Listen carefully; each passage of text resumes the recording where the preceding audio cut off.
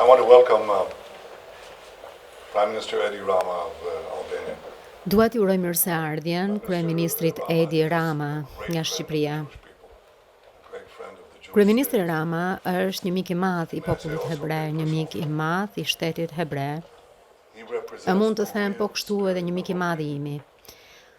Ai përfaqëson shpirtin e vërtet të Shqipërisë. Ndoshta njerëzit nuk e dinë dhe bota duhet ta di që Shqipëria ishte i vetmi vend evropian që gjatë Holokaustit pati një popullsi hebreje brenda Shqipërisë që u rrit, e nuk pak.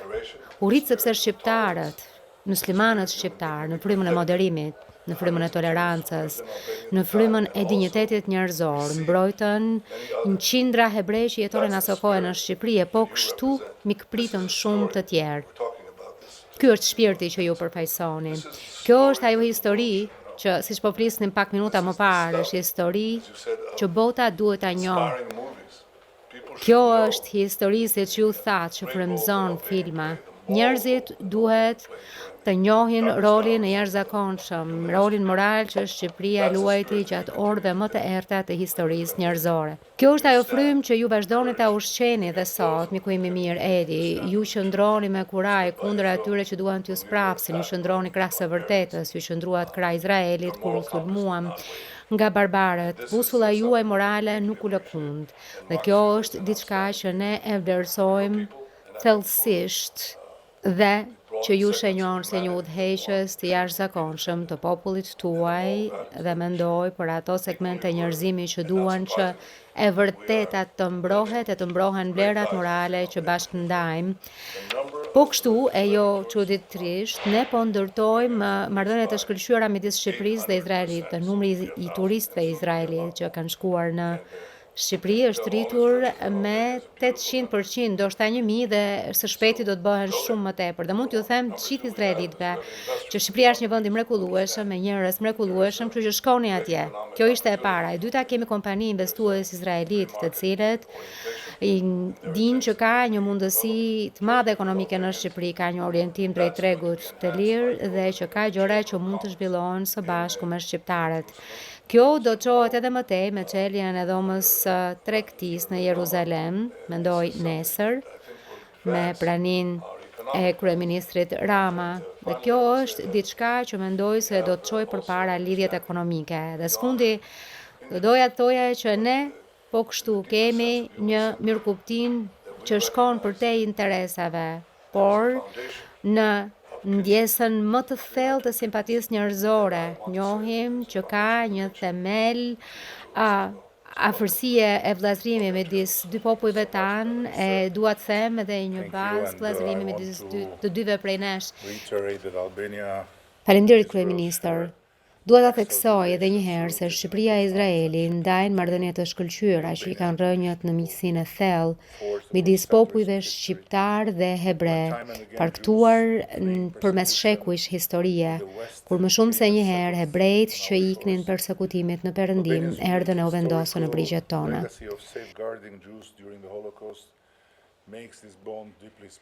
Trashëgimia unike historike e Shqipërisë në mbrojtjen e hebrejve gjatë Holokaustit e bën këtë lidhje thellësisht të veçantë. E për mua, për ne, është dëshmia e kurajës morale të gjyshërve tanë, një dëshmi që kur nuk duhet ta harrojmë. E duhet bëjmë gjithçka për ta trashëguar brez pas brezi. Qeveria është plotësisht e përkushtuar për ta kremtuar këtë trashëgimi të çmuar nga historia dhe mban një qëndrim të vendosur, të qartë e të pandryshuar kundër antisemitizmit, si brenda vendit ashtu edhe ndërkombëtarisht. Edhe pse popullsia shqiptare me shumicë muslimane u bashkua me solidaritetin në mbar botën, me vuajtjen e popullit të thjesht palestinez gjatë luftës në Gaza, shqiptarët nuk u mblodhën në mitingje urrejtje kundër Izraelit, e as projektuan zemratën e tyre për dhimbjen e tmerrshme të popullit palestinez mbi numrin në rritje të vizitorëve hebrej në vendin tonë. Kjo përbën një kontrast shumë të theksuar me atë çka për fat të keq ka ndodhur në shumë pjesë të tjera të Europës, ku antisemitizmi edhe një herë u shndërrua në një prani thellësisht trazuese. Vendi ynë qëndron në mënyrë të palëkundur kundër antisemitizmit, po aq sa qëndron kundër islamofobisë. Ne qartësisht refuzojmë të lejojmë urrëtitjen apo diskriminimin të udhëheq mendimin, veprimet apo marrëdhëniet tona me popuj e vende të tjera. Vizita në Novasajt dje, menjëherë pas mbritjes, ishte thellësisht trazuese.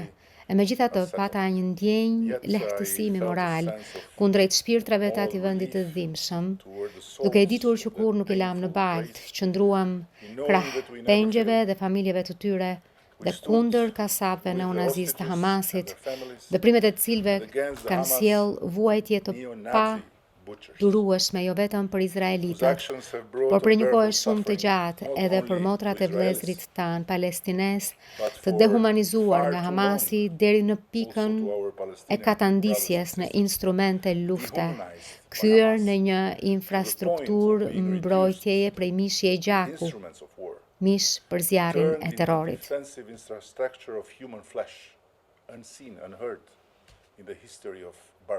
Diçka e papar dhe e padëgjuar në historinë e barbarive.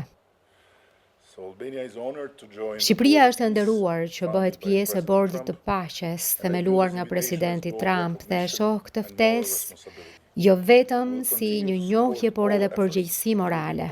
Ne do të vazhdojmë të mbështesim të gjitha përpjekjet për të fshi planin e paqes për Gazën të presidentit Trump dhe do të luajmë rolin ton brenda forcës ndërkombëtare për stabilizimin e Gazës. Me Izraelin ne vazhdojmë të thellojmë bashkëpunimin në fushën e mbrojtjes, sigurisë kibernetike e kundër terrorizmit. Kryeministri më lejoni të shpreh edhe një herë mirënjohjen ton të thellë ndaj Izraelit për mbështetjen kritike gjatë sulmit kibernetik masiv të Iranit kundër Shqipërisë. Ashtu si Izraeli, Shqipëria nuk ka asnjë marrëdhënie diplomatike me Iranin, një vend i madh me civilizim të jashtëzakonshëm që është shndërruar në një ishull terri nga urrëtia e verbër kundër çdo drite. Ndërsa lutemi për shpirtrat e panumërt që kanë humbur ditët e fundit në zjarret e komeinizmit, mbajmë shpresë dhe bindje se ditët e vrasësve të Teheranit po vijnë drejt fundit.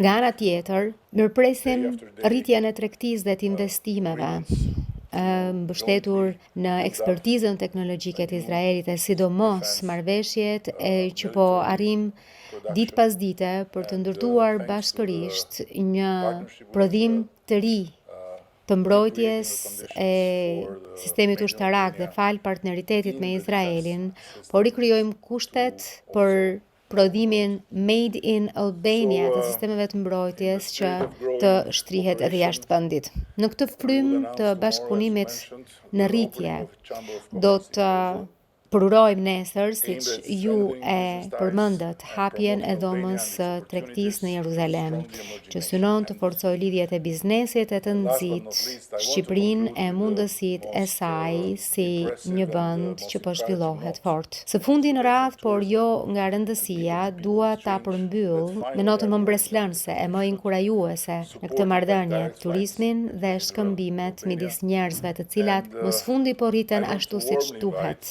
mbështetur nga fluturimet e drejtpërdrejta midis Izraelit dhe Shqipërisë. Dua që të ftoj grotësisht të gjithë popullin hebre të vizitojë Shqipërinë e të zbulojë një tokë të jashtëzakonshme, jo vetëm për nga natyra, por për nga shpirti i saj, që siç një vëzhgues hebre e përshkruante përpara luftës së dytë botërore, është një vend ku hebrejt mund të jetonin hapur, të sigurt dhe me dinjitet të plot. Faleminderit kryeministër. Faleminderit juve